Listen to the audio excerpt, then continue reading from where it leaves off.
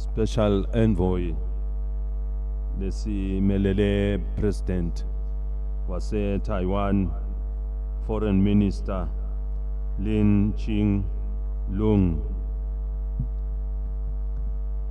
bantu abenkosi, mvunankulu emabandla ekululeka tikhulu, lijaji lelikhulu, lisekela la mvunankulu, labamele baqondzisi netindlu totimbili teParlamente, labamele emave lapha timenywa tonke letibalulekile letibuya ngaphandle lobuke sigodzi salapha eShiselweni nani nonke bekunene sinvusela eShiselweni.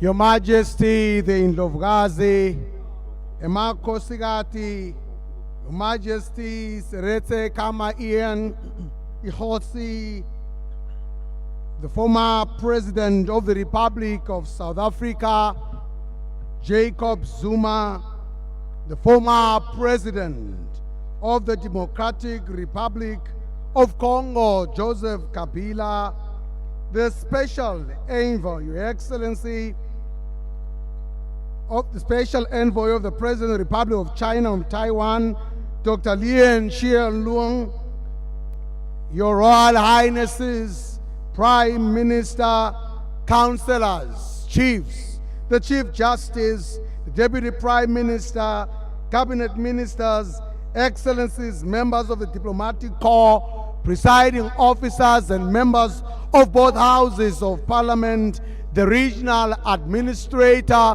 for the Shiselweni region, distinguished guests, ladies and gentlemen, I greet you all here in Hlangano.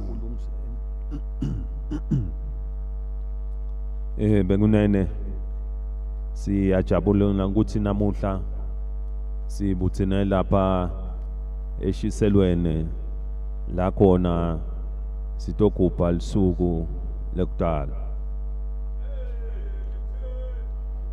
It is a great joy that we are gathered here in Hlangano on the celebration of the King's birthday. Bekunene sisuka ePhasikeni njobe evikini eliphelile besolo sithandazela live, sithandazela eMaswati, sithandazela umhlaba, sithandazela iAfrica.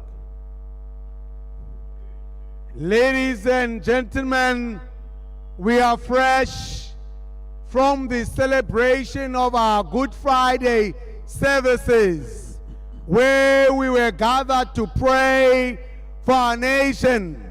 Not only praying for our nation, but we prayed for our region, we prayed for Africa and the global village. Bekunene angisho ukuthi uyabonakala ukuthi nguNkulunkulu uvile umthandazo wethu, ngoba idolo uze kwasa solo lithela dibusiso le na nyalo sekunelanga solo dibusiso lethu.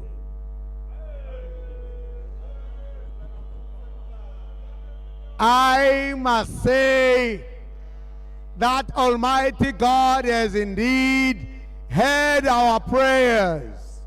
As of yesterday till this morning, the rain was falling heavily.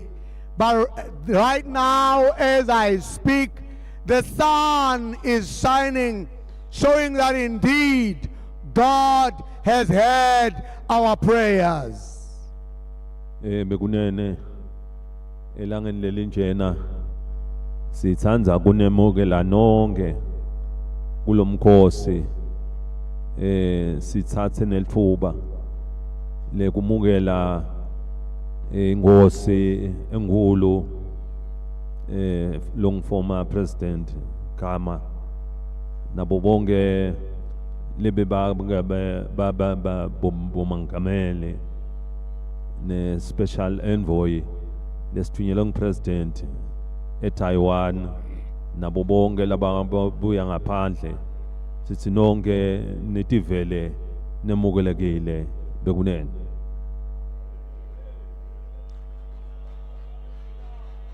I take this opportunity to welcoming all of you gathered here today.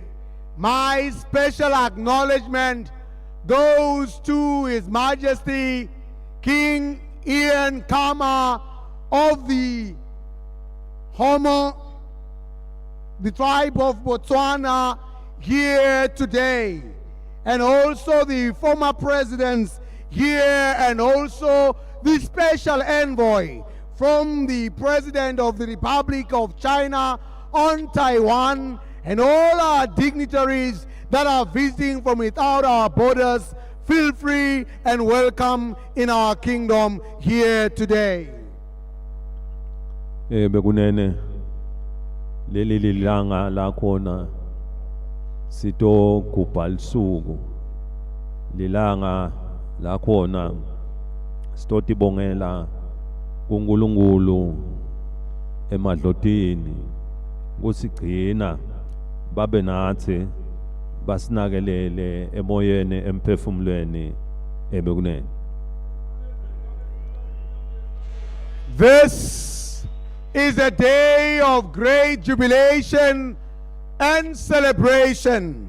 It is indeed a day where we come to thank Almighty God for keeping us, and also our ancestors for all the life and the strength that they've given us up until this far. Bekunene sibonga umdali ukuthi nembala nasengadini usigcinile kakhulu na sihlangane nesive sitogubha lisuku lilanga lekujabula lilanga lekwekuthi singemaswati sivusetelane kuba munye njoba singemaswati sitsandzana sonke ebekunene. Indeed, this is a day of celebration where we thank Almighty God for the strength and the life. This day signifies our identity, our unity as a nation, and our love and harmony for one another as we celebrate this day here today. Bekunene kunibona ningaka kulomsebenzi wanamuhla kuyindvokoto lenkulu nenjabulo kubona sive siphelele kulomsebenzi lesibonala ukuthi naso sitosibona ukuthi simunye njoba sikhuluma ukuthi lelilanga lekuhlanganisa ukuthi simunye singemaswati sisekela live simane live ebekunene.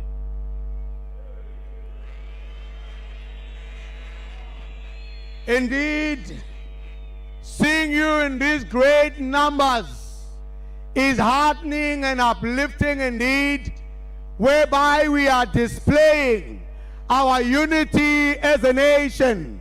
We display our patriotism. We display upon the entire world that we stand one as a nation under God. Bekunene sibonga onke maswati ngoba onke maswati ayabusekela bukhosi kangwane ngekutimisela lokukhulu nangelithando bekunene njoba namuhlanje ningaka lokhu ningaka nemikhosini leminye lesengcekiyo kukhombisa ukuthi sive semaswati simunye sibambene kakhulu sise asikudumise lokho bekunene.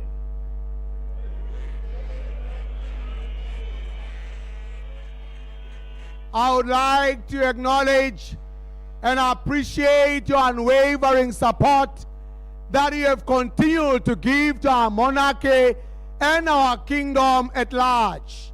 Your continued display of unity has been seen in the various activities and national ceremonies that you have so participated in across the entire year. This is indeed appreciated as a Maswati. Bekunene nanga sisive sitiphethe kahle sijabulisa uNkulunkulu uyawube uyasibusisa uNkulunkulu ngoba uyati ukuthi sive nanga besimthanza naye utawusithanza bese ufuna netinto lakatawutendela sona leso sive ukuthi inhlala kahle ibe ngileba ngcono kakhulu bekunene.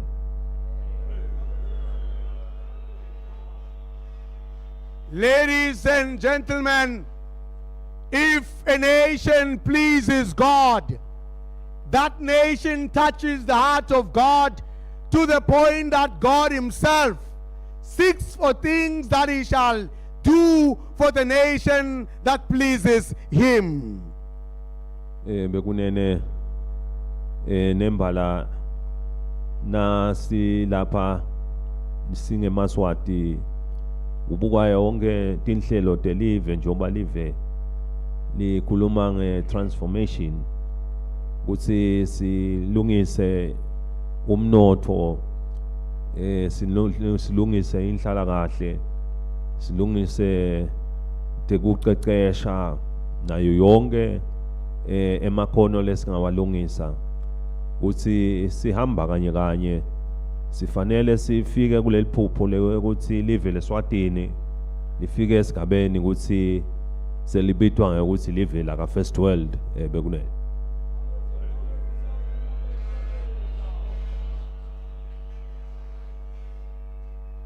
Our nation has embarked upon a transformation agenda. This agenda, ladies and gentlemen, is important as we aspire to becoming a first world nation that is advanced technologically, that is also into technology and also transforming and unlocking our economy to first world status. Bekunene nasi awufika ku first world sibheke ukuthi live lonke leSwatini onke eMaswati lalapha afike kulesigaba sekwe ukuthi ngiloyo naloyo ekhaya ativele ukuthi sokuvele uphila iFirst World bekunene.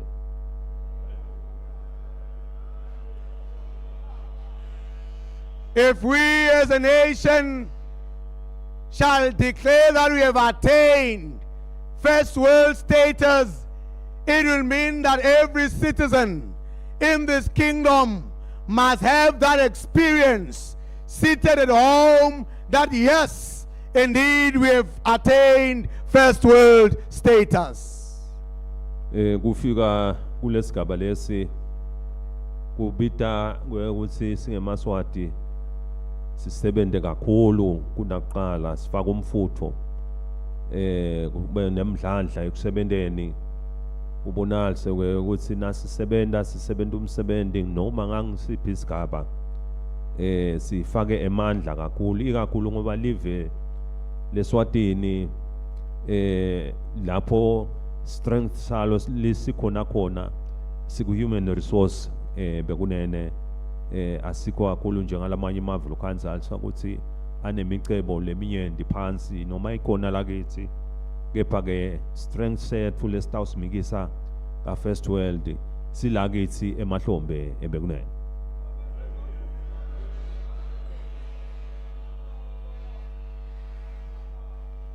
Ladies and gentlemen, in order to attain first world status, it determines that as a nation we must work hard. We must also be inspired and innovative in our working places. It therefore calls for us to stretch ourselves, as we all know that our greatest strength as a nation is on our human resource capital, which, unlike other countries who are naturally rich in minerals and other naturally appearing resources, our greatest strength as a nation lies and relies upon you as a nation, upon you as a human capital. Bekunene nembala nasita ufika lapha kumqoka ke ukuthi netinhlelo delive dikhombise ukuthi nembala tivele tihambisana nalomgomo wakangwe ukuthi siyagijima live lonke silifuna ukuthi lithuthuke kakhulu ebekunene.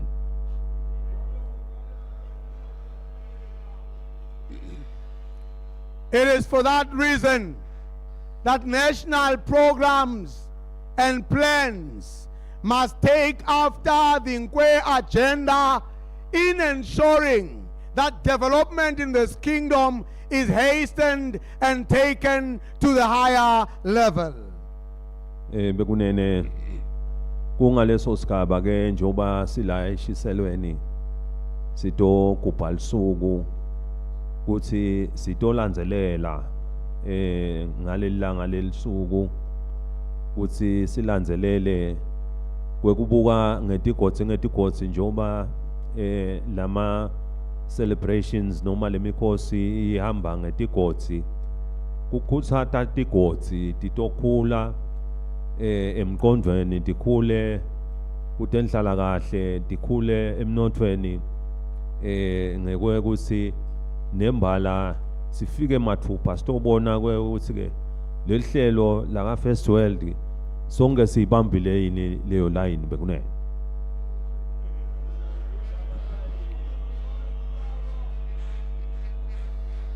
The reason we have come here to this celebration in the Sicily region, it is to enable us to follow up on our development agenda in the region. As you are aware that the birthday is celebrated in various regions year after year, it is for that very important and vital reason that we should follow after your development in this region. We want to see if you are indeed developing intellectually, economically, and otherwise, and also to see how you are faring socially in this great region. Bekunene kunga leso sigaba kwekuthi njoba sitela eshiselweni sitawuphinze sithole nelithuba lekunivusela eshiselweni emimangweni la nihlala khona ngekwehlukahlukana kukhutsata nekubona imisebenzi leniyendako ubona impilo leningiyo nekubuka ukuthi la nidzinga lusito lekubanjiswa ningabanjiswa kanjani ebekunene.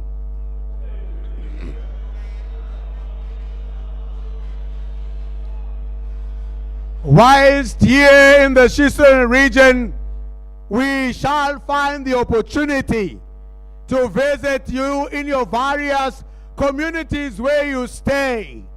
The reason of my visits to your communities is to identify the various needs and support that you need in the various programs that you do have. We shall be encouraging you in the various projects that you are doing in the various communities here in the Sicily region. Bekunene siyajabula ke ngoba nembala noma silandzela tinhlelo ngoba akusiko kweqala ukuthi ngidabe ngikhona lapha neminyaka elophelile nasicethe umkhosi wemhlanga besikhona la eshiselweni saphinze salitfola lithuba nekunibona nekukhutsata yona imisebenzi sikholwa ukuthi yonke lemsebenzi lefika ko lapha emadvude kwenu lekhonako ngoba siyathi ukuthi live leMaswati neMaswati basekhona labangakawathole emathuba ekungena emsebentini. Ngakho ke asinawuphumula until wonke loLswati athi noma lohlala la Swatini asho ukuthi nami ngiyavukela ngiyasebenta ngiyaphila.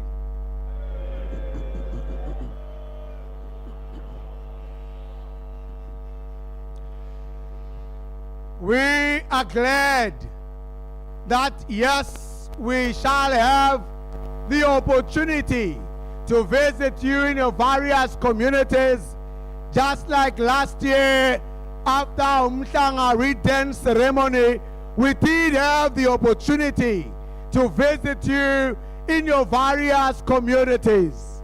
As the Maswati, we will indeed ensure that jobs are created, and we shall not rest until every Liswati has a job to wake up to every morning, and this we shall ensure in the kingdom. Bekunene kanjalo nalaba khanya ukuthi kumbe ukhanza ukuthi abalale etindzaweni letingeto tindlu tabo setonakali kakhulu abantu labadzala lokhanza ukuthi bahlala nalabasha sekude nalobanakelelako ukuthi kude umuntu lomdzala kude neliswati lesitalibukelela lihlale endzaweni lebonala ukuthi kutempilo ayifanele lendzawo. Siyawubona ukuthi tonke takhiwo eveni kungaba dekuhlala kungaba dekusebenta tibonala sewewe ukuthi sigaba sempilo sewewe ukuthi siphila etinsukwini tanamuhla sibe kuleso standard ebekunene.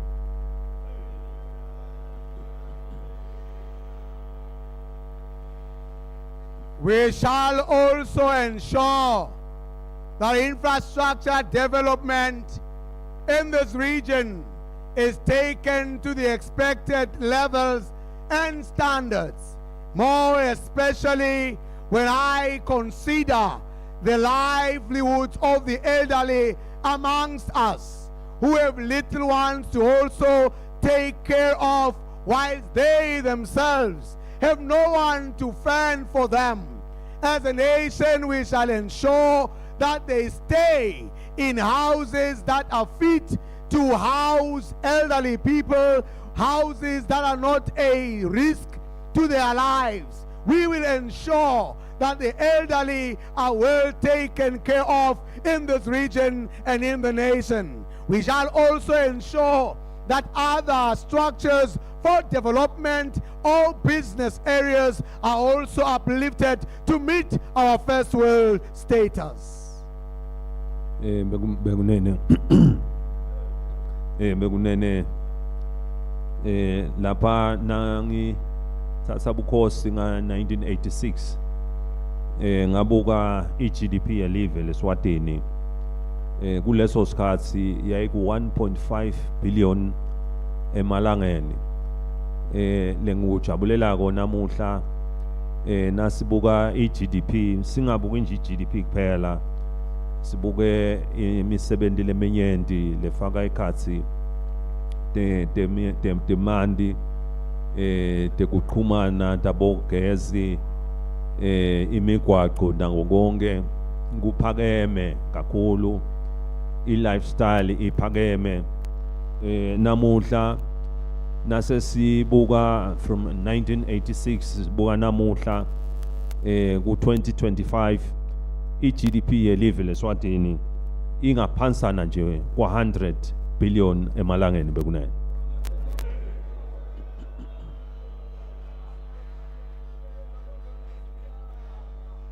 I recall in 1986 when I took over the throne, our GDP was just at 1.5 billion emalangeni. And today, as I consider many variables, including our electrification program, our sanitation and water programs, in the kingdom. Roads and the lifestyle of eMaswati has greatly improved. To date, in the year 2025, our GDP is just below 100 billion emalangeni to date.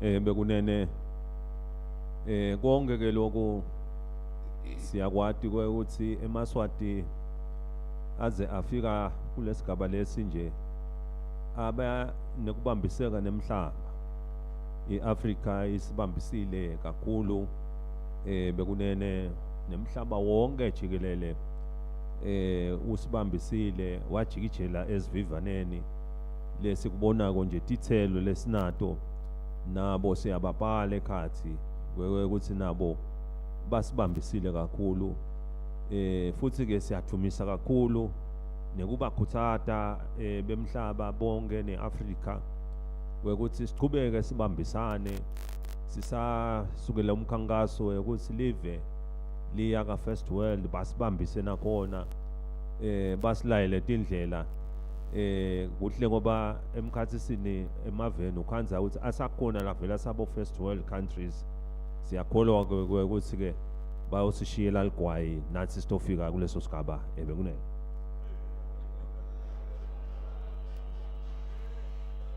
Ladies and gentlemen, the achievements we boast of today are not just of our making alone, but these achievements have been the continuous contribution and support from our neighbors, our region, Africa, and the global village has contributed to the advancement and the achievement that we have so achieved.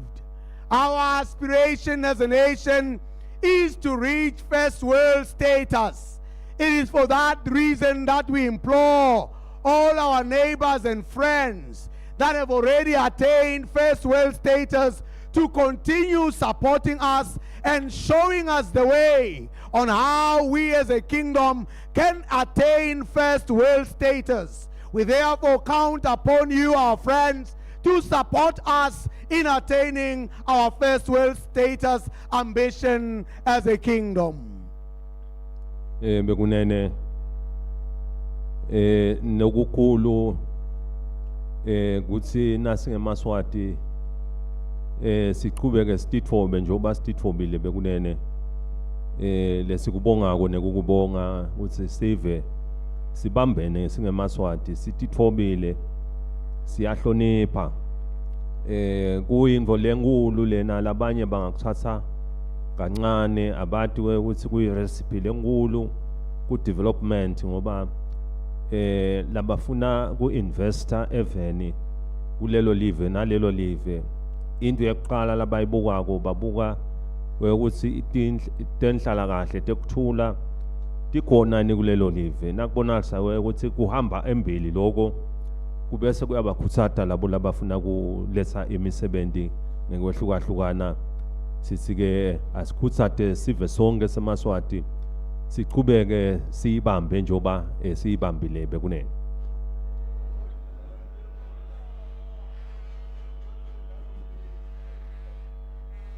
We take great pride in seeing the greatest virtues that you daily uphold as a nation of humility and respect that continue to give us the peace and stability of our kingdom.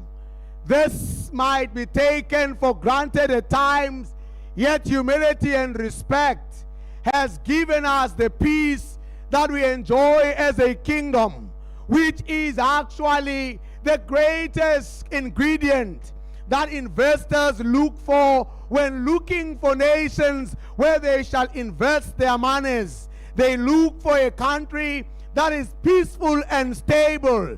This is what we have as a kingdom, and this is what you have given us as a nation, that we shall enjoy the peace and tranquility in this kingdom. Bekunene umqoka ke ukuthi Indvo lenhle siyishile titukulwane letinsha letiyawuvela ukuthi nalabasha bakhanze live lakhile balikhanze litindile lihleti kahle kunekuthula kunenjabulo nabo sibafundzisa indlela sibakhomba indlela yekuphila kwekuthi nayi indlela yekuphila njoba sifuna labasha labatawukhula bakhule kahle emqondweni kube bete lokubaphathamisako etimpilweni tabo bakhule batokwati kwekuthi batotsi nase babadzala nanabo bajikijele esivivaneni ngalokubonakala ngeligalelo lelibonakalako ngoba kuya ngemuntu ukuthi ukhule njani nangabe umuntu angakakhuli kahle ligalelo lakhe livele libese lilandzela leso simo leso kepha nabe ukhule kahle ligalelo lakhe lilandzela ukuthi ukhule kahle fanele ke sibanakelele labasha bakhule kahle batokwati live ukuthi balikhulise kakhulu ebekunene.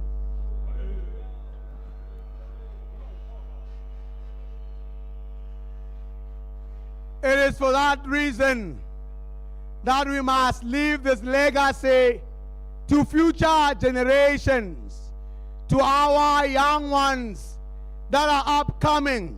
We must teach them on how to preserve peace and prosperity in a nation. We must inculcate upon them loyalty and patriotism, which is integral in ensuring that a nation prospers. It is for that reason that each and every one of us in this kingdom must teach our young ones the right way to go. If a young person has not been brought up well, he will continue in wayward ways and lead many astray. But if our young people are brought up in a good way, they shall contribute meaningfully to the prosperity of our great kingdom.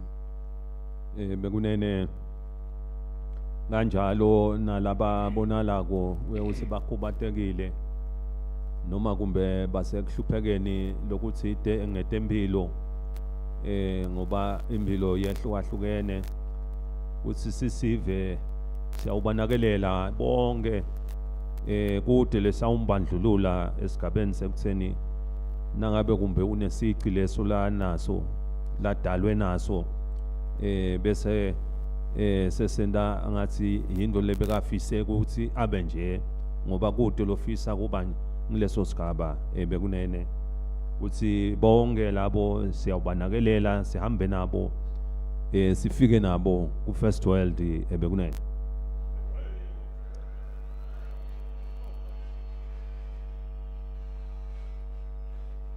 We will also not leave behind those that are physically impaired in various conditions of their lives, not of their doing, of course, but we shall ensure that they are well taken care of, and we shall also give them all the support that they need in the nation. I want to assure them also, all vulnerable groups, that they also will be taken care of as we foster our nation to our ambitious goal to reaching First World.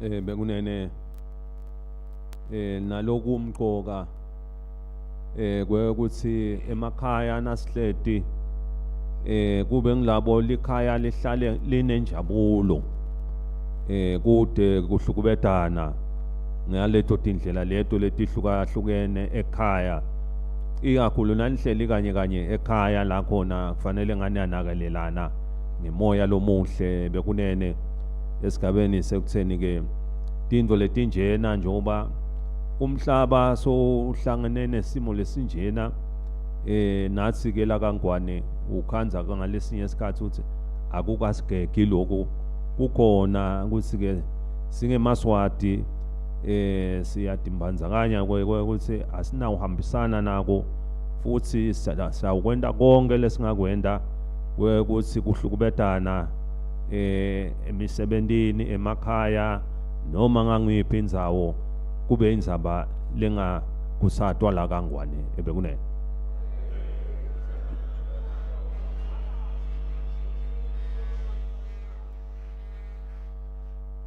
As a nation, it is important that we establish happiness at homes.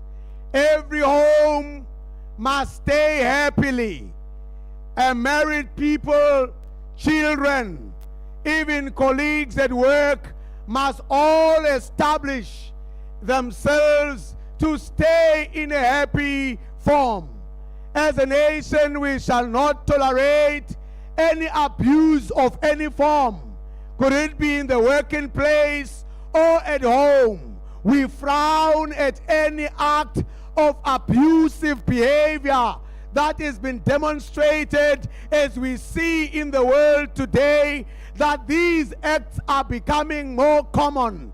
We therefore implore you as a nation to live peacefully amongst yourselves, especially at homes. Let homes be established in peace. Let homes be established to live happily. Bekunene ngalamagama singete sawushiya nemhlaba kusukela eAfrika emhlabeni wonke jikelele uthi singemaswati siyati ukuthi konke nasiphumelela ngoba nemhlaba uphumelela. Siyawubona ke umhlaba kulamalanga ukhasatekile ikakhulu kuTekthula tilahlekile tindzaweni letitsite lesifisako sibakangwane ukuthi ke na uNkulunkulu angabahambela bonke labo lababonala ukuthi kuthula kubabalekele kubuye kuthula utobukwa ukuthi umhlaba uhlala njani ngoba umhlaba wakha Millennium Development Goals, Sustainable Development Goals labonalisa ukuthi ke ubuke ukuthi umhlaba wonke neAfrika yakha iAfrika leyifunako yiyo ukuthi impilo ibe ngcono uhlaleke kangcono ukuthi ke sifisa onke lawo maphupho aphumelele konke kuthula emhlabeni kuphumelele kube khona ebekunene.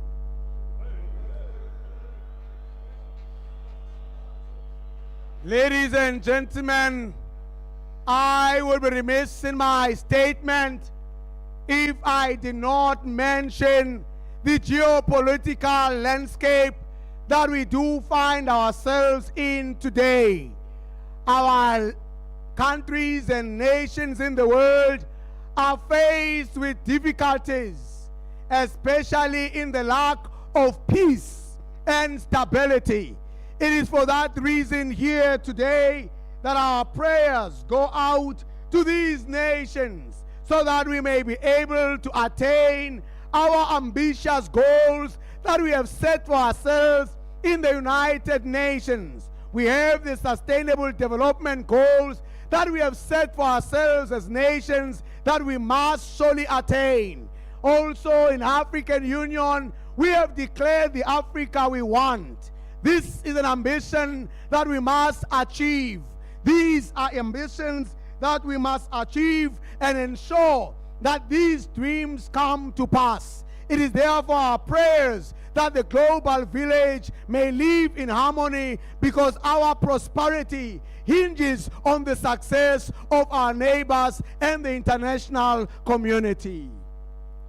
Bekunene nembalane ukusho ukuthi njoba konke nakuhamba kahle kuba kuhle siyawuqhubeka naso sigaba sekuhlala phansi njoba singemaswati lapho kuhlala phansi khona kubo bokuswana live ukuthi live lize liphumelele ngoba emhlabeni kude lwaba liqhalaqhala ukuthi uyawukwati konke loyo udondolotela kulomunye atoze aphumelele bekunene siyawuqhubeka ke kubohlala phansi sibukusane singemaswati size sithole likhambi kito tonke tinhlangothi kungaba de kwakha iminotho, kungaba de kwakha simo selive, kuthi live lihlale lithulile litokwati kuqhubeka esigabeni lesinyenti kuthi konke lokho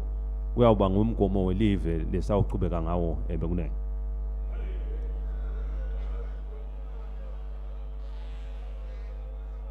As we continue in our aspirations of development in our kingdom, we shall continue to uphold dialogue as a foundation that builds our brighter future in the kingdom. We shall utilize dialogue in order to gather information, gather things that we must actually implement as a kingdom. It is for that reason that we shall continue to dialogue and ensure that as a nation we walk together in the paths of prosperity.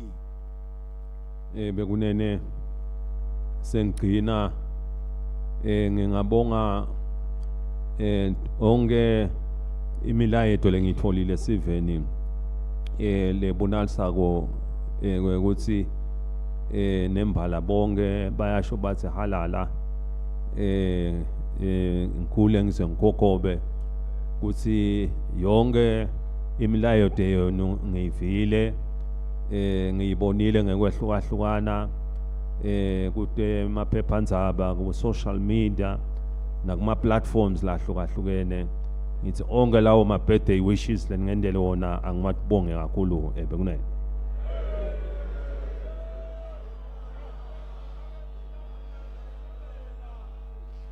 In conclusion, ladies and gentlemen, may I take this time to thank you most heartily for the birthday wishes that have been sent to me to live long upon the earth.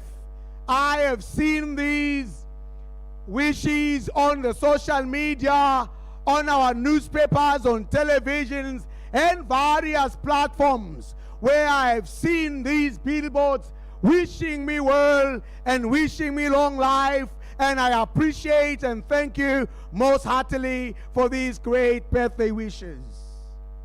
Bekunene nekubonga bonke laba usebentile lo msebenzi ngekwehlukahlukana babe banyende labahlanganise imibono nemiqondo kuthi lo msebenzi wanamuhla ube impumelelo. Sisike kiko konke labakwendile ngaloyo ngamunye kungaba ngilokhu laka kwendile sithi bonke asibathumise ngemsebenzi lomuhle bekunene.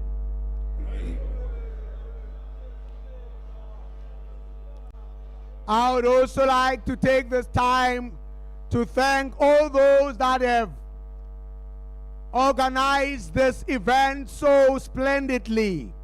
In various forms, they've made their contributions in making the day successful and the event to be as great as it looks here today.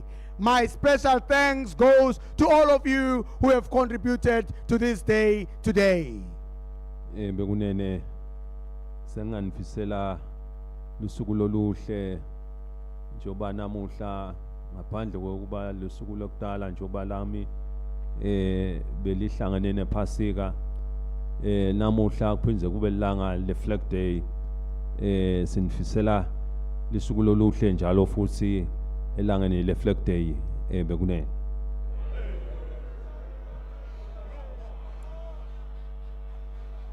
It now remains for me to wish you well today on this great day.